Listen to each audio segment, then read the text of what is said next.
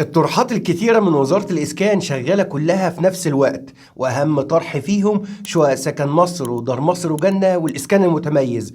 إزاي بقى هيتم توزيع الشقق دي وإنت هتعرف نفسك هتفوز ولا مش هتفوز؟ ولو ما فزتش هتسحب فلوسك إزاي؟ ولو فزت هتعمل إيه؟ حكاية القرعة أنا هوضح لك عنها كل حاجة في حلقة النهاردة علشان تبقى عارف إنت فرصتك رايحة لفين، وتبدأ تخطط من النهاردة لبكرة وبعده هتعمل إيه. فيلا بينا بقى ندخل في الكلام المفيد، وانزل اعمل اللايك الجميل للحلقة. هاني الخميسي.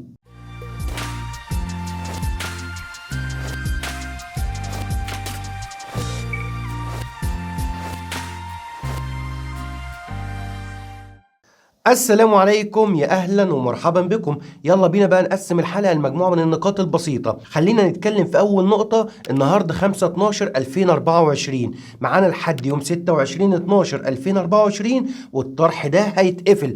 حضرتك ابدا سجل حساب لو كنت لسه ما سجلتش حساب على موقع مسكن، وعلى يوم 15/12 او 20/12 بالكتير ادفع جديه الحجز عشان تلحق تشوف نفسك لو في اي مشكله تقدر تحلها، وبلاش تنتظر لاخر يومين 3 علشان الدنيا ممكن ما تظبطش معاك.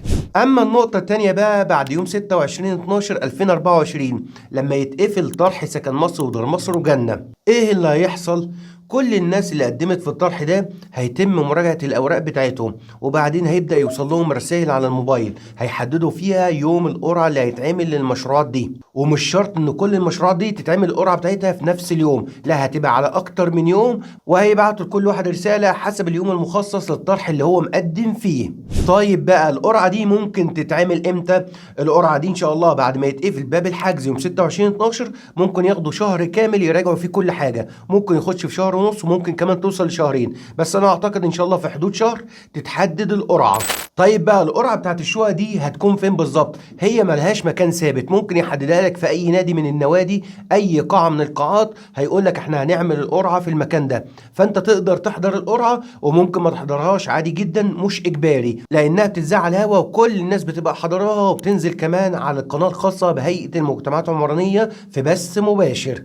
طيب بقى اجراءات القرعه دي هتمشي ازاي؟ بص يا صديقي وركز معايا. طبعا انت قدمت على طرح من الطروحات دي، ايا كان بقى شقق سكن مصر او دار مصر او جنة او اسكان متميز او كمان روضة العبور. حضرتك بقى على موقع مسكن بتكون مشيت على شوية اجراءات، وليكن مثلا انت قدمت على القاهرة الجديدة مشروع سكن مصر، انت قدمت على اي حاجة فيهم لان انت عندك لوكيشن واثنين وثلاثة موجود فيهم شقق سكن مصر في القاهرة الجديدة، يعني ارض المعارض 1 و2 دول لوحدهم، وعندك ارض المعارض 3 اللي هي بمصعد لوحدها، وعندك جنوب طريق القطامية السخنة، وعندك شمال طريق القطامية السخنة، يعني انت عندك اكتر من موقع. فانت لما كنت بتيجي تاخد الاجراءات الحجز المبدئي على موقع مسكن بتختار لوكيشن معين من المواقع دي، يعني ما ينفعش تحجز على كله ده، انت بتختار حاجة معينة، وبعد لما تكون اخترت اللوكيشن ده اللي انت هتقدم عليه، زي مثلا كمان سكن مصر حدائق اكتوبر، عندك موقعين، طريق الواحات وعندك بجوار الانتاج الاعلامي، انت بتكون اخترت بقى اي موقع منهم. وكده خلصنا الموقع، تيجي جوه بتختار كمان الحاجة اللي انت عايز تحجز عليها، يا اما هتختار دور ارضي او متكرر او اخير. فهنا بقى لما يجي يعملوا القرعة هيحددوا القرعة لكل مجموعة قدمت على ايه، وليكن الانتاج الاعلامي قرعتهم لوحدهم، طريق الواحات قرعتهم لوحدهم، الدور الارضي لوحده، الدور المتكرر لوحده، الدور الاخير لوحده. وكذلك الامر مثلا في سكن مصر القاهرة الجديدة هيجيبوا ارض المعارض 1 و2 دول لوحدهم، وارض المعارض 3 لوحدهم، وجنوب طريق القطامية وشمال طريق القطامية، وهكذا. ويبداوا بقى يجمعوا المتقدمين في صناديق ويمشوهم كده خطوات ورا بعض، يعني وليكن مثلا هنبدا بارض المعارض 1 و2، يبقى نجيب ارض المعارض 1 و2 ونشوف الناس المتقدمين على الدور الارضي في الاول ونعمل عليهم القرعه، والناس المتقدمين على الادوار المتكرره نعمل عليهم قرعه، وهكذا الدور الاخير هيبقى مقسمين. طب القرعه دي هتمشي ازاي؟ بص يا صديقي وركز معايا. هيجهزوا صندوقين، صندوق هيحطوا فيه عدد الوحدات اللي هي نازله في الموقع ده، والصندوق التاني هيحطوا فيه عدد المتقدمين على الوحدات دي، فيبقى عندنا صندوق للشقق وصندوق للمتقدمين، وهيبدأ بقى يقلب الصناديق دي، وبعدين يجيب طفل يقف هنا وطفل يقف هنا، وهيبدأ بقى يختار ورقة من الصندوق اللي فيه الشقق مع ورقة من الصندوق اللي فيه المتقدمين، المسؤولين، ويبقى هو الشخص ده اللي فاز بالشقة دي، وهكذا. وهيتم بقى تكرار الموضوع ده على كل المشروعات. تعالوا بينا نشوفه كده على أرض الواقع، وحصل قدامنا في أكتر من طرح قبل كده، وآخرهم من كام يوم بس كان طرح شقق جنة المنصورة الجديدة. تعالوا بينا نشوفه على الشاشة مع بعضنا. وزي ما انتوا كده شايفين قدامكم، دي المرحلة اللي بيطبقوا فيها أوراق المتقدمين وأوراق الشقق كمان، وبيبقى الناس دي من الجمهور اللي حاضر في القرعة عادي جدا. وبالمناسبة القرعة شفافة فعلا، وبتبقى قدام كل الناس، بل بيحضرها كمان المسؤولين عن الدولة، سواء الرقابة الإدارية ولا أعضاء من مجلس الدولة أو كمان مسؤولي وزارة الإسكان. بيبقى كل الناس حاضرة وكل المسؤولين، علشان الموضوع يتم قدام الناس على أكمل وجه، وما يبقاش فيه أي حد بيتظلم من الموضوع ده. وزي ما احنا بنشوف مع بعضنا، بيكملوا دلوقتي وبيطبقوا الأوراق، سواء الأوراق بتاعة الشقق او بتاعه المتقدمين عليها. وبعد ما يطبقوا الاوراق زي ما انتم شايفينها، هيبداوا بقى يحطوا الاوراق بتاعه الشقق في صندوق، ويحطوا عدد المتقدمين في صندوق. وبالمناسبه ما شاء الله هم جايبين صندوق كبير جدا جدا، لان عدد المتقدمين على جنه المنصوره الجديده كان فوق ال20,000 تقريبا، فكان العدد كبير جدا على حوالي 878 شقه، فما شاء الله كان عدد محترم. وزي ما انتم شايفينه بيقلبوا الصندوق قدامكم، وهيبداوا بقى يختاروا بعد كده ورقه من الصندوق ده باسم المتقدم اللي هيفوز مع شقه من الصندوق اللي فيه الشقق. وطبعا بعد ما يخلصوا كده خلاص، سعيد الحظ او سعيدة الحظ هو اللي فاز بشقة، والباقيين ربنا يوفقهم ويبقى يقدموا في طروحات تانية.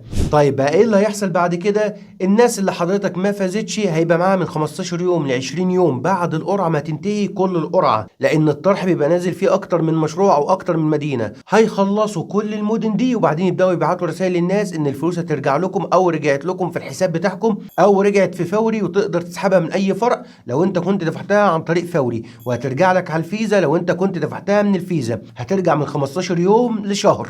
اما الناس اللي فازت هيبعتوا لهم رسائل ان معاك مهلة شهر تقدر تسدد فيها استكمال مقدم الحجز بتاعك. طب نيجي هنا بقى لبعض النقاط المهمة جدا، واولها الناس اللي ما فازتش. ممكن بقى تيجي تشتري من السوق العقاري، هتلاقي الاسعار عالية جدا، هتلاقي الاوفر برايس عالي جدا. وهنا بقى بنقول لكم مبادرة انجاز شقة بسعر التكلفة هي الحل الامثل يا صديقي. هنشتري مع بعض قطعة أرض، وهنبني أحلى عمارة سكنية، وهتاخد أعلى شقة وأكبر مساحة وأفضل جودة وخدمات إضافية زي باكيت الجراج وغرفة التخزين، والأسانسير هيكون راكب، وروف العمارة كمان الناس كلها تستفيد منه، برجولة وقعدة جميلة في المناسبات أو أي ظرف عندك، أو الأولاد يطلعوا يتنفسوا فيه آخر اليوم وكده. والموضوع هيبقى جميل جدا. هتنزل بسيارتك الجراج وتاخد الأسانسير تدخل شقتك، ولما تحب تطلع روف تركب الأسانسير وتطلع تقعد في الروف شويه. الموضوع ده جميل جدا، وبتوفر فيه كمان عن سعر السوق مبالغ محترمه جدا جدا، بتوصل ل 50% في بعض المدن. يعني احنا حاليا بننفذ بالفعل في مدينه بدر والقاهره الجديده والعبور، وقريب ان شاء الله ناحيه اكتوبر والشيخ زايد وحدائق اكتوبر. خليكم معانا وتابعوا مبادره انجاز على صفحتها بالفيسبوك، لانها هتفيدك جدا جدا. ورقم انجاز كمان بيظهر دلوقتي معاك على الشاشه عشان لو حبيت تستفسر عن اي حاجه. والحاجه التانيه المهمه اللي عايز اكلمك فيها، انك هنا تبقى واخد بالك لا هتقدر تختار مساحه الشقه في الطرح اللي انت مقدم عليه، ولا كمان النموذج بتاعك، ولا كمان الشقه واجهه ولا خلفيه، مجروحه ولا مش مجروحه، ولا كمان الشقه في اول علو ولا في تاني علو ولا في قبل الاخير لو انت اخترت الادوار المتكرره. يعني انت حضرتك بتقدم على المشروع والسلام. كمان المساحه لو انت مقدم مثلا على دور ارضي وفي مساحه في جنه مثلا 100 متر و150 متر، ممكن تجي لك دي وممكن تجي لك دي، مش هتقدر تختار المساحه. فالحاجات دي تبقى انت واخد بالك منها كويس جدا، ورتب نفسك عليها. وبس كده يا صديقي. لو حبيت باذن الله نكون معاك كمستشار قانوني عقاري في اي حاجه تخص طروحات وزاره الاسكان او حتى الامور القانونيه، تقدر تتواصل مع فريق العمل معايا ان شاء الله على الارقام اللي بتظهر معاك دلوقتي على الشاشه. وان شاء الله كل التقديمات كمان بنخلص اجراءاتها من الالف للياء. نقول لكم دمتم في رعاية الله وأمنه، والسلام عليكم ورحمة الله وبركاته.